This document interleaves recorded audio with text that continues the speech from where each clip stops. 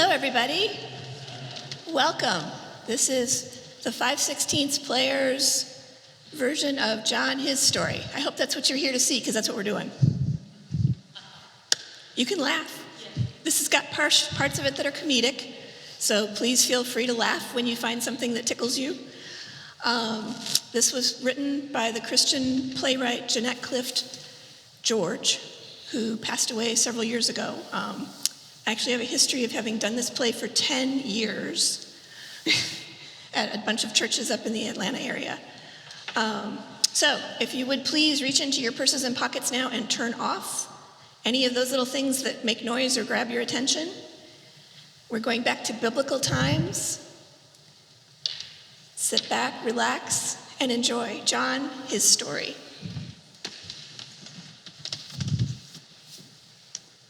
This is the story of a man who began before time began, and that which he revealed to us of himself.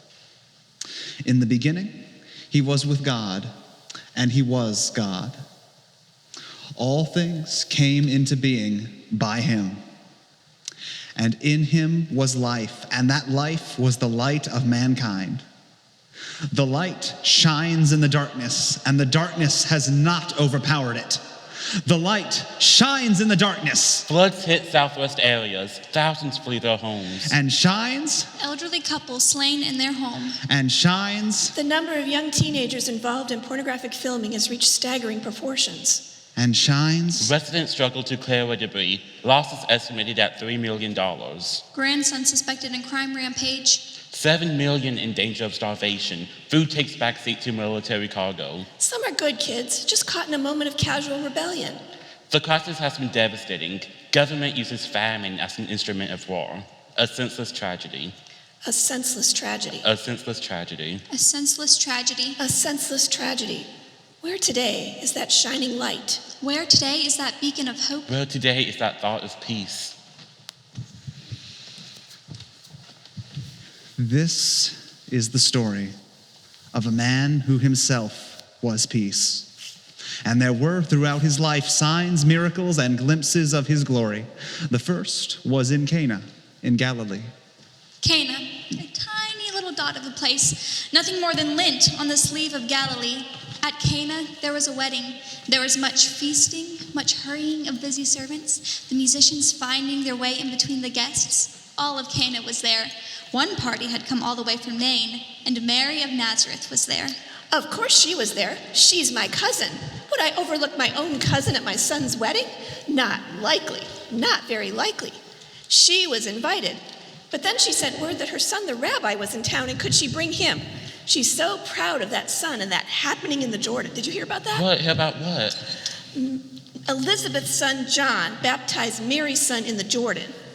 John specializes in baptizing Jews. Well, he said that he heard the voice of God thundering forth that Jesus was the Son of God. And this Jesus is here at the wedding? Sure, what could I do when Mary hinted that I invite her son? And then she muttered something or other about a group of close friends that were traveling with them. 12 of them. Say, no, we've only enough for family? Not likely, not very likely. And then when they came, she drew me aside and she said, they brought no token. No token indeed. They brought no wine, nothing but themselves. Of course, I assured her we have plenty, which we don't. We're sure to run out. Don't worry about it. Everyone is having a good time. They'll all tell you that it was the loveliest wedding that they've seen. Oh, I do hope so. I want this to be a wedding to be remembered. Oh, there's Simon and Leah. Mama, come on, you're missing all the fun. Let the kitchen worry about itself. It's also lovely. Oh, Mrs. Benjamin. Mrs. You're the Mrs. now. I'm the mama. To you too now, Leah. I'll see to the wine. You'll make my son happy just smiling at him. Who are all these people? I just met some man from Bethsaida, said his name was Philip. He didn't know any of us. You just met him? I thought he was an old friend of yours. I've never seen him before in my life. Or his tax collector from Jerusalem. If you don't know them, I don't know them. Who invited them? Oh, they're here with Mary's son. We've known Jesus since he was a little boy. He's the same age as your brother.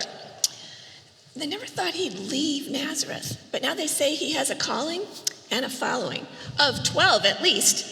12 who seem to be the hungriest at our table. It's the guests uninvited who always eat the most. Oh, don't let her fool you for a moment. She wants the world to come to her parties. I swear to you, she's been planning this one since my bar mitzvah. And I couldn't have planned a prettier bride. Oh, Mama. None of the other ones were right. What other ones? The other girls. Mama. Well, never mind, Simon. She'll be happier knowing you had others to choose from. Would you believe he didn't wink his eye till he found you mirrored in his soul? Not likely. Not very likely. Now, Simon, stop shushing me. I have a girl to talk to now. Oh, look, there's Cousin Mary. She's awfully concerned. Oh, she's looking for her son. Oh, there she's found him. Oh, yeah. I remember once when we all went to Jerusalem, and when we were coming back, we couldn't find Jesus. Mary thought he was with Joseph, and Joseph thought he was with Mary. Mary told Joseph that he'd been fishing with the men and just forgot about the child. Well, they went back to Jerusalem and found him still in the temple. And Mary told everyone how all the rabbis were asking him questions and astonished at all he knew. You answered all your questions when you came of age. I didn't go around telling everyone how you astonished your teachers. Not me. Not likely. Not very likely. I'll bet he was the brightest of them all. He was. He and his brothers. Of course, I'm not the kind of mother that talks the sun into the west with stories of my family. What are the servants doing back there? Why are they doing what Mary tells them to do? They need your father to tell them what to do. It's probably nothing at all, Mama. It may be nothing, but they hurry to do her bidding as though this were the marriage of her son. Go. There's always been something about Mary that makes people do what she says. Though she does carry a stillness about her like fresh water in a cup. And she does smile aloud in her mothering.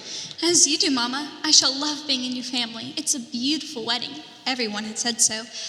But it goes by so fast. All the planning and all the decisions took so much time. All the months of preparation, and here we are. And it goes so fast. I keep telling myself to remember every detail. The music, the candles, the little children who stroke my dress with sticky fingers from sweets, the people, and everything. I want to remember it all so I can enjoy thinking about it when my mind is not so busy with getting married. Go, you two. Mingle with your guests. They'll want memories of you. Simon, there's your uncle. Make sure you thank him for the sheep. He is not frequent in his giving. When your brother married, he gave him a freshly seasoned cheese as though it were curdled gold. To you, he gave sheep. It's well we named you for him. Simon, what have you done? What? The wine. It's the best we've had. Everyone else serves the best wine early in the evening, and the lesser after guests have drunk their fill or lost their taste for better wine. The purification vats are filled with it. A novel idea. I hope your guests don't waste this wine in cleansing. It's the best I've tasted. But your father placed those vats in the kitchen empty. I saw him. What are my servants doing now? Your servants are gathered in the back and are locked into whispering. They point to Jesus as though he had done some amazing thing. His friends, the ones he brought with him, have gathered around him. Oh, I can see that. Oh, there'll be talk if it said that Jesus brought with him some special wine. But he didn't. I saw them when they came, empty-handed. Too much attention is being paid to this wine. We should start the music, and you and Leah, you should dance, and Jesus can just... I don't know. He'll just be off on the side. He's not bothering anyone. He spoke to me and his voice was comfortable in laughter. Some rabbis seem such solemn men, but this one carries a joy so lightly it spills onto the faces of those around him. Come, Simon, let's talk to him. He can tell us about the wine. Start the music. And this was the first sign that Jesus performed. And his disciples believed in him. We believed in him. We did not all believe in the miracle. No, Thomas, you always found it hard to believe. Well, I didn't see it done. No, because you were at the supper table, delighted by the miracle of carob sauce and honey cake. Well, I heard about it, though, and the talk grew. Everywhere we went, they talked about the sign that stirred up the Sanhedrin. Nicodemus, one of the rulers, sought after Jesus, found him at night, and asked him questions. We know you're from God, but no one can do the signs that you do unless God is in him. Now, Jesus enjoyed that little interview, ancient truth in dialogue with truth itself. And he answered Nicodemus, Nicodemus, truly I tell you, a man will never see the kingdom of God unless he is born again. Born again? That's not a phrase for a man of learning. Born again? How can a man be born when he is old? A man cannot enter again his mother's womb, can he? Nicodemus, don't be confounded by this truth. But how can these things be? You're a great teacher of Israel and you don't understand. I want to understand, but we sit in council on such matters. We will be responsible for what we teach the people and what we allow others to learn from the people. And to me, there's a mystery surrounding all your teachings. A mystery confirmed by miracles. Teach me, give me understanding. But if I can tell you of these earthly things and you can't believe, how could I possibly tell you of heavenly things? I don't know. I don't know how to believe without reason. If there is a means to life eternal, I'll be a fool to let my ignorance block my way to it. Let the signs you do answer me. The signs that you do will clear my mind of its stubbornness. For God so loved the world that he gave his... You speak often of love. Is the beginning of God found in love? I love my calling. I love my life. Is this far a doorway into the kingdom? For God so loved the world that he gave his one... It's in giving. I give. I give my time, my scholarship. I give my attention to the law. God so loved the world that he gave his one and only... We speak often of the Messiah that is to come. It's a teaching grown stale with much rating, but it is a teaching still. The prophets focus onto us this time. I can accept that, but God might send what? God gave. He gave. A gift? A prophet from God as a gift? Still more. His only son. But why? Why would the Son of God teach what has not been taught? Would he say what has not been said? Why would God give his only son? That whoever believes in him would never perish, but have eternal life. Then he must do what has not been done. I will study this. I will think about this. I will give your teaching much consideration. Nicodemus, he who practices the truth comes to the light.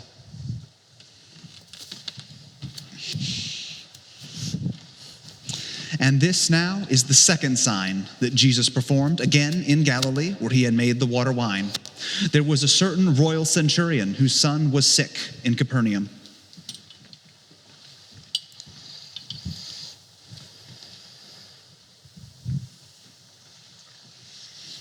My husband told me he was going to Cana to see this man Jesus who had turned water into wine. My son was sick, at the point of death, and we hoped the Jew who had performed the miracle with the wine might heal our boy. Worry flourishes in a bed of idleness, and I was grateful I had other things to attend to. There was the household staff, the other children, but my mind never left that silent room where one small boy lay hot with fever. The servants tended him as best we knew. Cool baths, wrappings, herbs, and compresses piled high upon his tiny head like a costume turban. His body lay wrapped with a natural stillness. I left the house and went to the garden as though I might draw upon its coolness for my son. And this centurion sought out Jesus, beseeching him to heal his son. Jesus knew that the miracles drew sufferers like a magnet. Teacher. And at times it seemed to weary him. Teacher, I have come from Capernaum. Master, my son is dying. If you can heal, come with me to our home. Again, it is for the signs and the miracles that you come to me. If you can but believe. Master, my son Antonio is dying. Hurry, the call for mourners have already gone out. If you can heal, come with me. If you can but believe. I believe there is no hope but for you. Silence and solitude are to long impacted weariness, as sun and rain are to seeded blooms. Beside my son's bed, I was strong, but here I knew the lie of strength. I was tired and weak and weary. I sat facing the sundial. How slowly the pattern of light counts the hours of waiting. I didn't know what I was waiting for. I didn't share my husband's assurance in the healing power of Jesus, but I had heard of the miracles. Oh, my son, Antonio, live. We must hurry. Your son is well. Do you believe me? I believe you have great power. Go your way. Your son lives. Madame! Madame! I cannot answer, for then I must hear the news. Oh, here you are, and I've searched the whole house for you. Hurry to good news, not to bad. Your son. There was a sudden flushing of his face, and then a sweat so strong it seemed his skin did weep. But now he turns his head to look beyond the blankness of his stupor. He will live? He's well to living now. Never before have I seen one brought so low, brought so quickly back to health. Hurry, he calls for you and for food and for... Send servants to my husband. The centurion. I've never seen anyone so distraught. Well, except for me. Send the And servants. And as the centurion was returning, his servants caught up to him saying, Master, Master, your son! Yes, tell me. He's well again. Your wife was feeding him custard when I left. When? Just now, she was laughing at the way he took the food. No, when did the fever leave him? Okay, let me see. We had just been serving lunch, although nobody ate except for the nurse. Your wife never even came to the table. She was with the boy. No, when did the fever leave him? Okay, I'm trying to think. Let's see. Oh, it must have been around 1 o'clock. Yes, we were cleaning the plates, feeding the dogs. Yes, it was 1 o'clock. The nurse noticed the time on the sundial. What, 1 o'clock? That's when the master said to me, your son lives. Hurry, I'll tell you as we travel. That day, the centurion believed, he and his whole household. Not long after this was the Jews' greatest feast, the Passover. And naturally, Jesus and his disciples went to Jerusalem to celebrate. As they entered, they saw by the sheep gate the pool called Bethesda, known for its healing waters. Around it, a multitude of the blind, the sick, the lame, and the withered waited for the turning of the water. 21, 22, 23, 24, 25, 26. Hi, Nadia. How's it going? 29, 30. Not good. 30 deluxe bathing crystals. Guess how many I had when I opened up this morning? 30. So you can figure how it's going. Business is bad, huh? Yeah, business is bad. 6, 7, 8, 9, 10. Where is everybody? You tell me and I'll go there and open up shop. 18, 19, 20. Well, maybe they're all at Passover. Maybe, but they used to stop by here on the way. 26, 27. Maybe they're all well. Maybe they went limping off just for exercise. 34. Well, 35. Maybe you better let me tell you what happened instead of maybing the things that didn't happen at all. 35. Large size Bethesda bomb bubbles. I had 34 this morning. Man brought one back. Said he saw what happened here yesterday and decided he didn't need the bubbles after all. Well, what happened? Same thing that always happens at first. Cutler set up his booth all white and medical looking with his healing assistants hired here sign in his weekend special banner flying over the booth. Same as always. Rhonda set up her booth with her angel sketches clamped to the counter. She has a man in Emmaus doing for her. He's never been here, never saw the angel, but she gives him all the details. So she sets up her booth. Same as always. And then the folks start coming. Friends bringing stretchers heavy with hurting people. Dignitaries riding in processions of servants or carried on in hammocks. Old Ronald checking his reservations list and getting a healthy bribe from any of the rich folk who hadn't yet reserved a spot up on the balcony. Same as always. Musicians prancing around the crowd, drivers yelling directions at other drivers, folks calling out to each other. Same as always. I can see it just the way you describe it. Not this time. Wait until I tell you what made the big difference. I was sitting here singing out my merchandise. High quality bottled water, fresh from the angel's touch. Rhonda was ringing the little bells under her awning and calling out sketches of the angels. Send them to your friends, get them right here while they last. And Cutler was beating on a canvas stretcher and making men carry people out to the pool. Same as always. Not this time. I saw a young group of men walking toward the pool area. They didn't look like rich folks, and I thought they were merchants, but they didn't pay any attention to the stalls. Well, at least their leader didn't. He made his way quickly through the crowd like he was hurrying to meet someone, with the bunch following him or straggling along as best they could. They kept whistling back and forth and calling out to each other. As they passed my booth, I heard one of them yell out, "Hey, Andrew, tell him to slow down." And someone up ahead called back, "I will as soon as I catch him." And the whole lot of them laughed. Well, everybody stopped and turned around to see who was laughing. That's one sound we never hear around here. Well, the attention to the laughter gave a path for the leader, and he made his way quickly up the levels. Rhonda called over to me from behind her booth. She said, "Psst, hey, I heard someone say that's Jesus." Jesus. Then I heard a whispering from breathy voices, a murmuring from a chorus. "It's Jesus, it's Jesus." I looked back at Rhonda and noticed two men peering from behind her booth. They must have moved out when they saw the crowd. They were staring at Jesus so intensely, I felt like they were memorizing him. Well, were they with that group with Jesus? No, all of his men were following him up the levels behind him. When he got to the third balcony, he stopped. He looked down at old Gurney. That man that's been coming here forever? Yeah, nobody even knows how long he's been here. Some say he used to come on a cane dragging 1 foot behind him, but now he begs for travelers to pick him up, pallet and all, and carry him to a vacant spot. He doesn't have any servants to help him. Well, once in a while, he'll give Cutler a coin, and one of his healing assistants will drag him out to the pool's edge. But they never actually help anyone in the water. From down here, we could see Jesus talking to Gurney, and Gurney waggling his head in a long-winded answer. We figured we knew what he was saying. He says it to anyone who will listen. For 35 years, I've been here without help or healing or hope.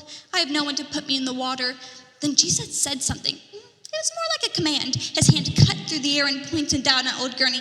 It was like he was giving away a part of himself. People moved back like they were being crowded out of their space. People were peering from the lower levels and craning their necks to see around the crowd. Then Gurney moved. He got over on his stomach, crawled up to his knees, put his left arm on one of the shoulders of Jesus' men who had knelt down to look at him, shuffled to his feet a couple of times, and stood up. He, Gurney, stood up. Nobody breathed. Nobody moved. Gurney stood there, his long, bony arms hanging from his shoulders like wet palm leaves. Now, then get this. Gurney looked at his pallet for a moment, sort of a sad moment, like he was saying goodbye to a friend. He knelt down, rolled it up tight and hard, lifted it above his head, and laughed. Yes, laughed, rich, deep, rolling laughter. We all started to applaud like he had performed some marvelous magic. I saw Jesus smiling down at him, old Gurney dancing, mind my words, dancing from the terraces, twirling the pallet high above his head like a clown does a painted barrel. At this point, everyone began following him. Well, those that could. Others began calling out to Jesus or reaching out to the men. Jesus was smiling down at old Gurney playing the fool in his happiness. Everybody was smiling, except those 2 men behind Rhonda's booth. They watched Gurney, but they didn't smile. They followed Gurney, but they didn't dance. At this point, Jesus walked on past my booth to Jerusalem. Most of the crowd began to follow him. They didn't wait to see if the angel would also come that day. Now the news had spread, an angel who heals better than any of our scents or bubbles or any of our wares. Well, that's why business is bad. That's why. Well, I've got some eucalyptus oils with berry strains in them. I might have a special on them. I got a special on anything in my booth. You want to trade? No, I'm going to take the day off, close up shop.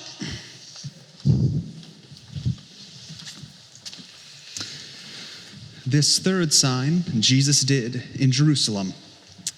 It was a Sabbath that day, and for that reason the Pharisees sought out the man who had been cured. Excuse me, sir, it's the Sabbath today. You're not permitted to carry your pallet. That man, the one who healed me, said to me, take up your pallets and walk. And I did. Look at me walking, dancing, leaping. Not for 38 years have I been able to do that. Look, limb strong. I say to my knees, bend. And they bend.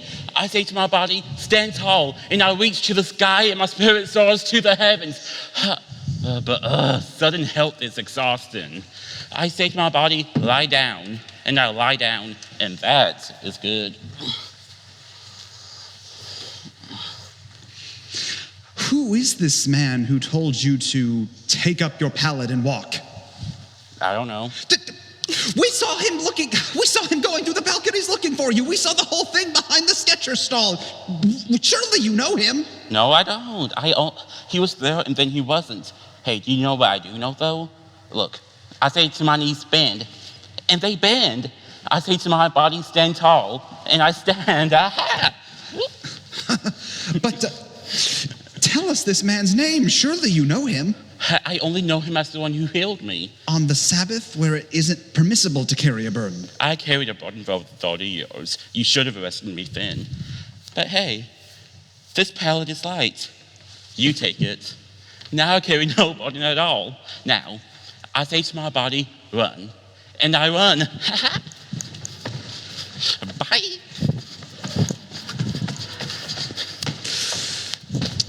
After this, they began to persecute him for it, because he was doing these miracles on the Sabbath.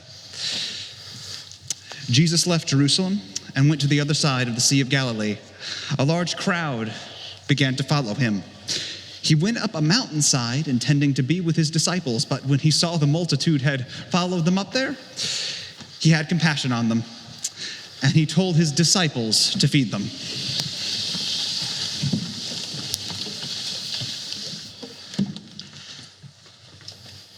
Stand still, Judith, so we can hear. I can hear. Been hearing for hours and hours. And praise be to God for the privilege. Stand still, this one speaks of life. True, and I want no insect to enjoy this life with me. It's but the grass that rubs against your ankles. With a brown body, several legs, and what look like wings. Hush, Judith. Hush, Judith. Hush, Judith. I'm hungry, Aziel. I know you are too, even though you won't admit it. I can hear your stomach grumbling.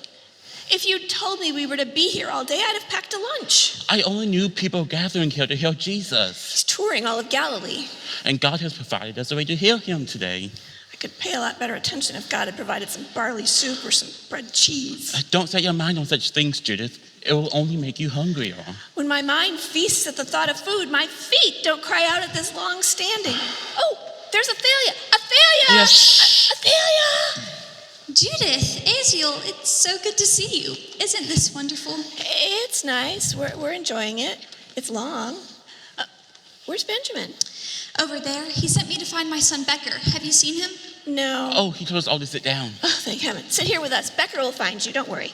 Is Benjamin here? Yes, we've been following these meetings even before he came to Galenitis. He left Galilee because of Herod. Oh, we heard about that awful business with Herod and John the Baptist. Benjamin says Herod thinks Jesus is John risen from the dead. That sounds like something Herod would believe. How does he talk about the thing when Jesus and John were together? I don't know if he even knows about that. Benjamin was listening to one of Jesus' disciples teach in Nazareth, and he was talking all about what John had been preaching before he baptized. Did he talk about Salome? That's what I'd like to hear. I hear she danced around Herod with all those veils until he'd have done anything she asked. Dirty old man. Thinks he can get away with adultery just because he's Herod. What, a body just isn't safe. Thieves roaming the streets free as grass. Children being snatched from their homes for evil purposes. Oh, but don't worry about Becker. These are good people. They may be foolish to sit here at such a long meeting, but they're good people. What's happening now? Well, Jesus and the disciples gathered in the back and discussed something. The disciples seemed worried, but Jesus didn't. Oh, he never is. He's compassionate, always compassionate. And he seems to care deeply about what the people care about, but he never worries. You know what I mean? No, I don't know. When I care about something, I worry. Of course, he is a man, and men don't worry very well. Aziel didn't worry at all until I helped him to do it. But I feel like Jesus is as much for me as he is for Benjamin. He makes me feel like a woman is a good thing to be. I've always thought a woman is a good thing to be. It's getting the men to see it that's hard. What's going on now? Well, Jesus is holding something up and blessing it. It's small and in a pouch. There's a little boy up there with the disciples. Becker! What's he doing up there? That's Becker's lunch in Jesus' hands. I wrapped it in a piece of cloth so he could tie it to his belt. Oh, I hope he isn't going to eat that. It's leftovers. What in the world has that child done? I've never been so embarrassed. Look, Benjamin has seen him too. Oh, Becker was with me. I just took my eyes off of him for a second. Do you want me to go get Becca for you? No, I don't want anyone to know he's mine doing a thing like that. I can't believe he would do this. What's happening now? Well, Jesus is dividing up the lunch with the disciples. Dividing what? It's just a few leftover fish and some grapes. And some bread. Not even fresh bread. Why didn't I bake fresh bread this morning? Well, why should you? You didn't know your son was going to have a picnic with Jesus. I don't think they're going to eat it themselves. Oh, good. They're going to offer it to the people. Well, what good do they think that's going to do? Do they think feeding one person and 5,000 is going to satisfy the rest of us? I have some fruit at home. You and Benjamin come and we'll share, and then Becker can just stand in the corner. No, quiet, Judith. The people are being fed. With what? Not Becker's lunch. I know what I put in there and I know what he's already eaten. The grapes. A big bunch of grapes. If he hadn't have eaten the grapes, at least the front row could have gotten one per person. I've never been so embarrassed. Wait until I get that child home. Oh, no, it's a miracle. We're watching a miracle. This has turned out to be quite a day. I'm going back to Benjamin. Which disciple's coming this way? Oh, that's Philip. He's from Bethsaida. We've known him since he was a boy. Each row was getting fed. Each row. The disciples didn't know what was going to happen. Just look at their faces. I'm going back to Benjamin. He may not know what's happening. Okay, we'll tell Philip to tell Becker where you are. Oh, he told us all to sit down. Oh. Hi, Philip. How's your mother? Judith, this is not the time for that. Well, I'm just trying to be friendly. You never know. We might get an extra helping. This is a miracle, Judith. A mighty sign from God. And here you are trying to get a special serving. Well, you never know. It can't hurt. Oh, Philip's mother is going to be so relieved to hear that he's getting enough to eat.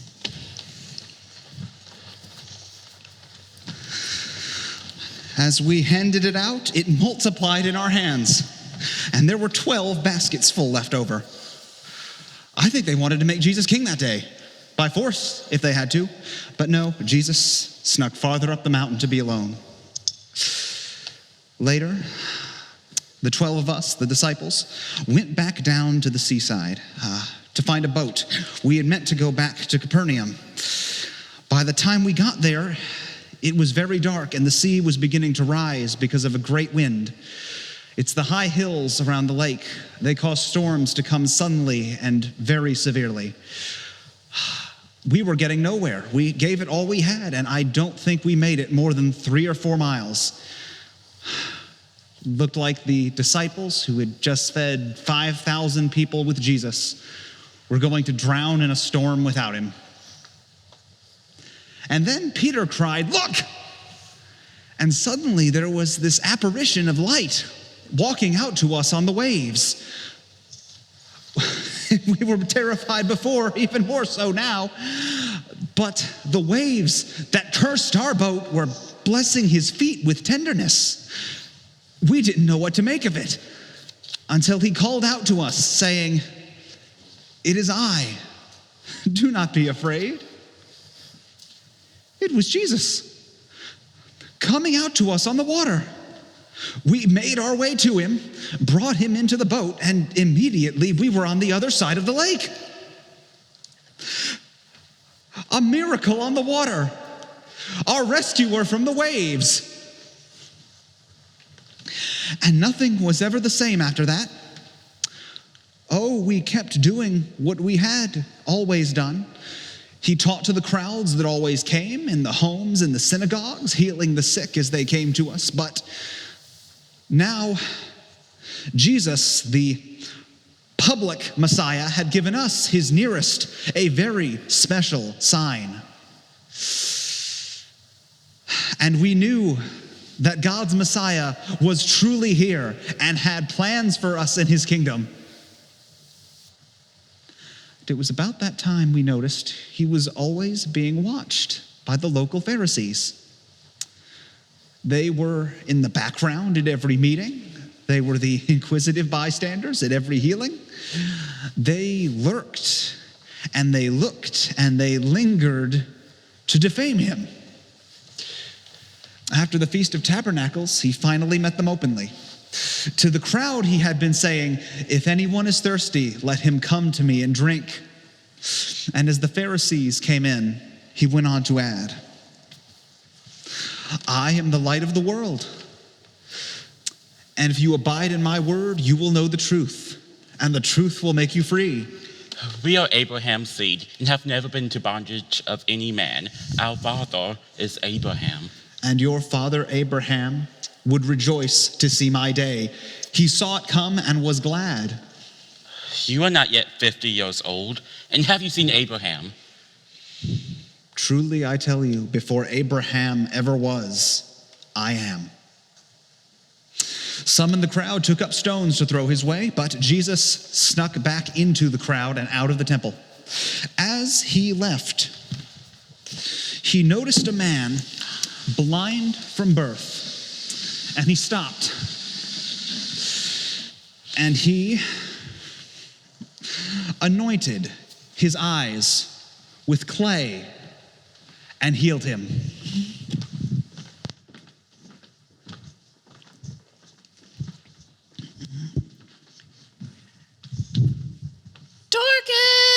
Dorcas, where are you? Who calls me? It's me, your cousin Sapphira. Come on up. You know the way. Oh. Greetings, cousin. Greetings. And news. Oh, but first, I brought you a platter of sesame cakes cut thin and crispy. They're delicious.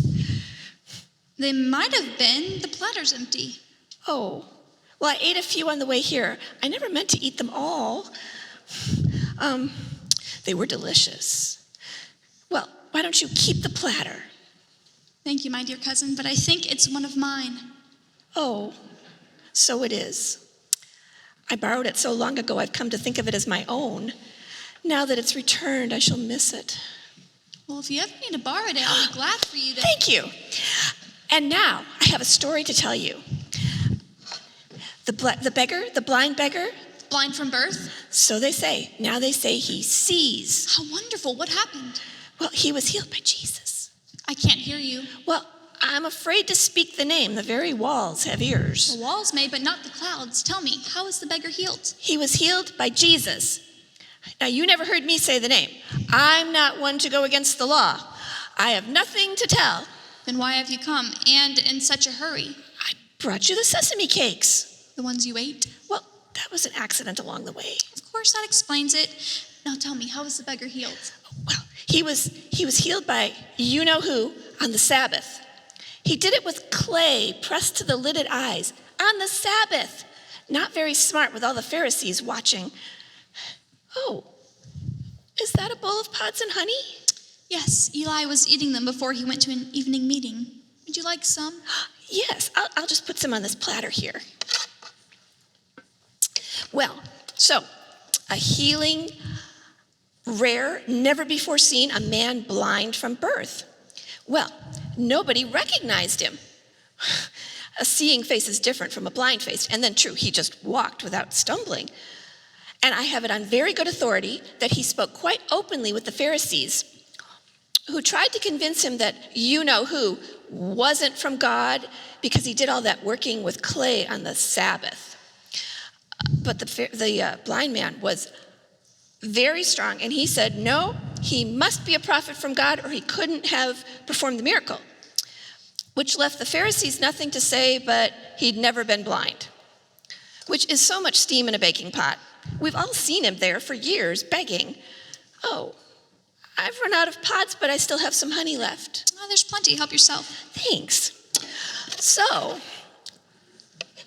then the Pharisees called in the beggar's parents. Well, they were shaking in their sandals being called in like that. They said they knew but 2 things out of 3. 2 things out of 3. He was their son and he had been born blind. But as to how or why he now sees, that was beyond their comprehension. And well for them, the edge of ignorance. Knowing too much can get you in a lot more trouble than knowing too little. Why, they'd have been kicked out of the temple for taking sides as to how the who became the why, if you know what I mean. I'm afraid I don't. Well, think about it. A man born blind now sees. It's a miracle, a sign. It might make one consider the possibility of you-know-who being the Messiah. I never said it. I only spelled the hope nearest and dearest to our hearts. The seeing blind man has been whisked out of the temple, never again to enjoy its sweet fellowship and service. But the talk is of the sign, healing a man born blind. But that's not why I came. I came to borrow these few pods and honey. Don't let me keep you from your sewing. Signs, great signs. In Cana, water was turned into wine. In Capernaum, a centurion's son was healed. And in Jerusalem, a man infirm many years, also healed. In the mountain near Bethsaida, over 5,000 fed with a couple of fish and a few loaves of bread. A storm on the Sea of Galilee, and Jesus walks through it on the water. In Jerusalem, the healing of a man born blind. And in the little village of Bethany, a man raised from the dead.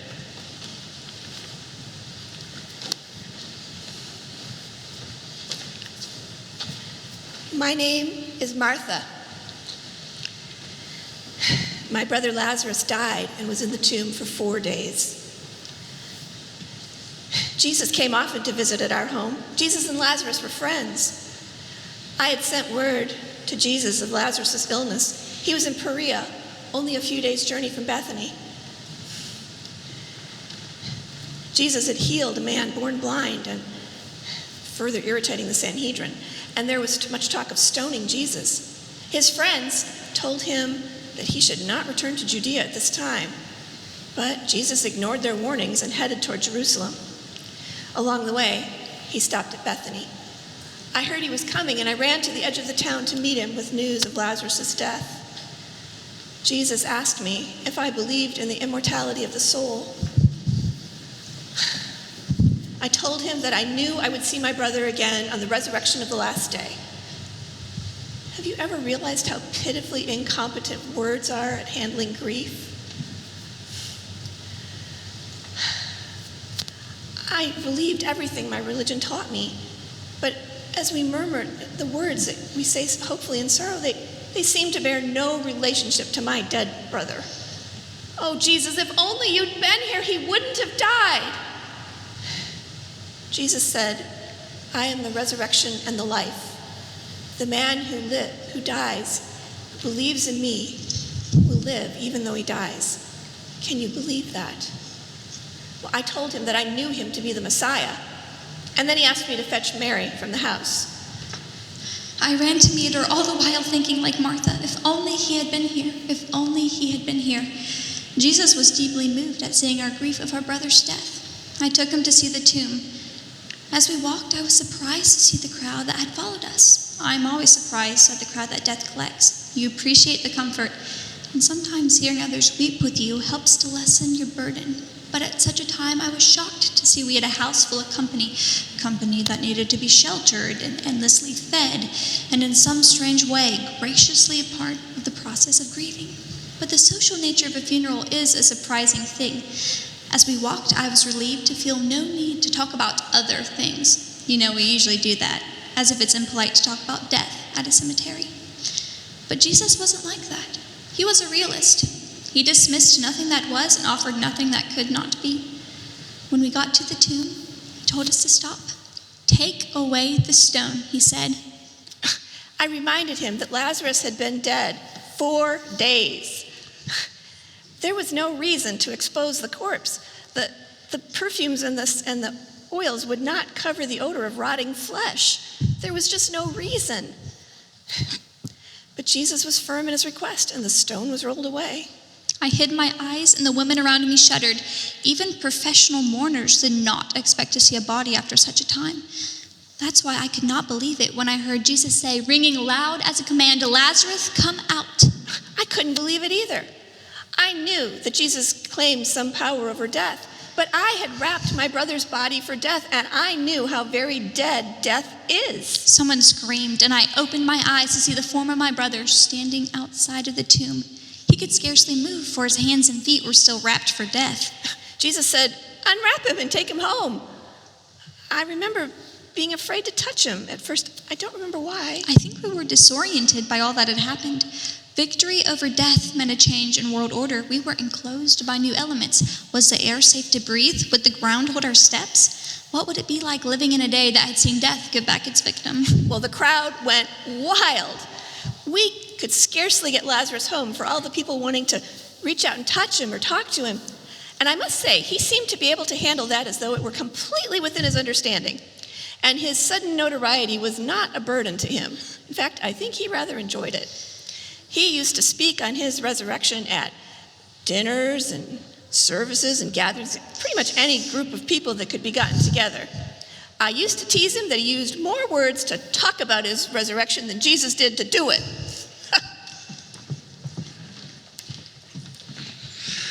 And many of the Jews, because of this miracle, this seventh great sign, believed in him that day. But some snuck away to the Pharisees and told him what Jesus had done now. At that, the Pharisees and the chief priests convened a council. And from that day on, they planned to kill him. You gentlemen asked to see me? Yes, I'm a loyal Jew. I look forward to the kingdom and believe that it is near. I know him, this Jesus. He is a man of good intentions. I'm very close to him, and he trusts me and I trust him. I wouldn't want to see him hurt. However, I agree with you. He knows nothing of the cost of expediency, the cost of the kingdom coming. He heals the deaf, but his heirs are deaf to me. Perhaps we could watch after the kingdom together. It'll be difficult to catch him.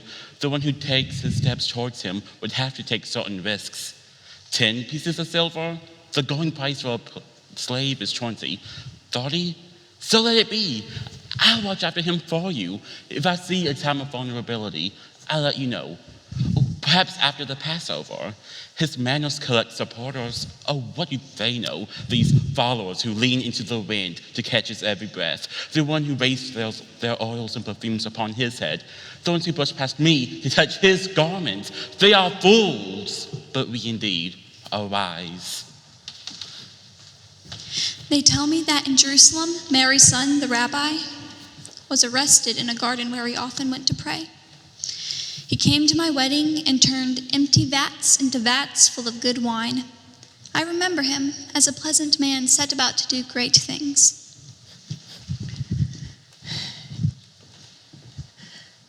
The one who healed the master's son was tried by the Sanhedrin late at night because they feared him greatly. He did a service for this family.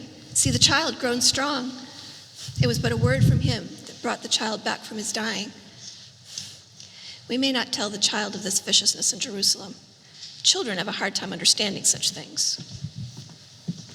I've been told the one who healed old Gurney has been tried by Pilate twice. That seems like the most unlikely charge for the one I saw striding up the ramps of invalids. I'd believe it more of the two skulking behind Rhonda's booth. They seemed evil-bent, but not he.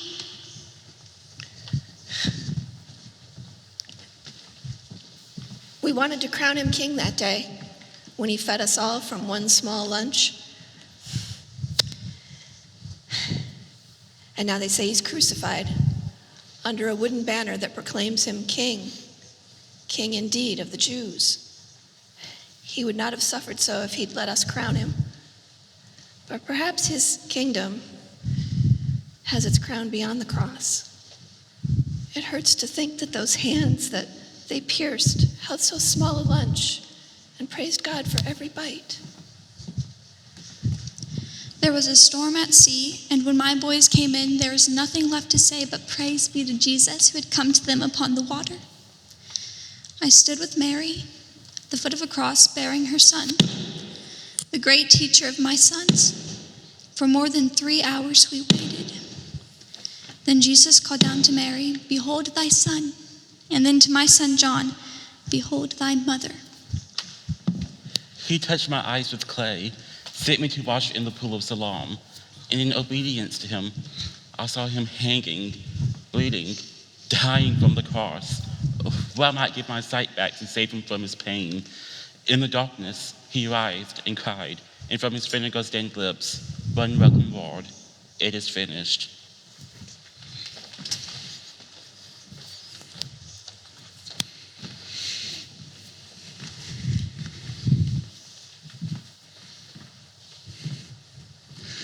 They laid him in a borrowed tomb, rolled the stone into place,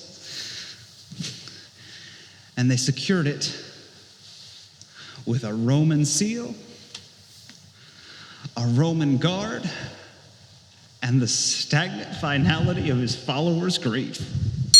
He is risen. He is risen. He is risen.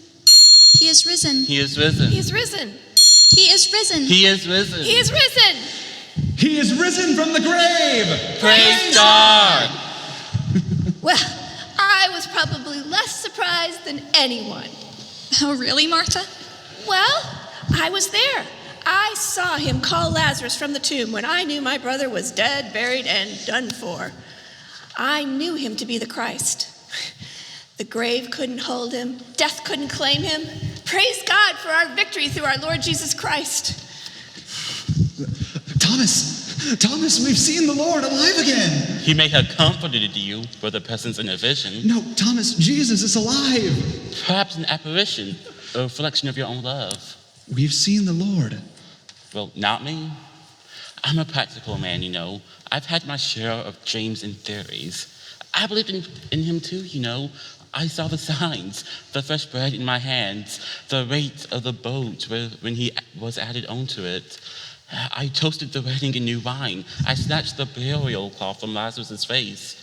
But except I see in his hands the imprint of nails, and I touch the wounds on his sides, I will not believe.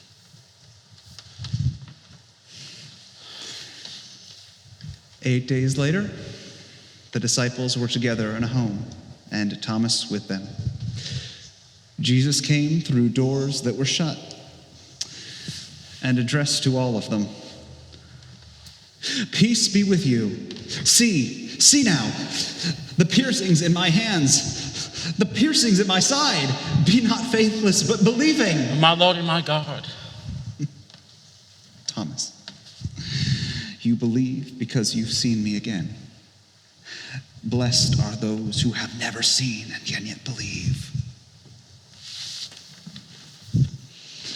There are many signs that Jesus did that are not recorded in this book, but those that are kept so that you may believe that Jesus is the Christ, the saving Son of God, and that by believing you will have new life in his name. That you may believe, you here tonight, in your dilemma may believe that there is hope. That you may believe, you, when your plans cannot be realized, you may believe there is peace. That you may believe, you here tonight, in your darkness, that there is light. For the light shines in the darkness, and the darkness has not overpowered it. The light shines in the darkness. And shines, And shines, and shines, and shines.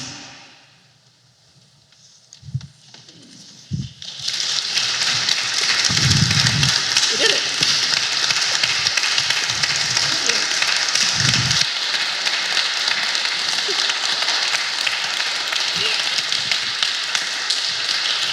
Dinner is this way. Sorry.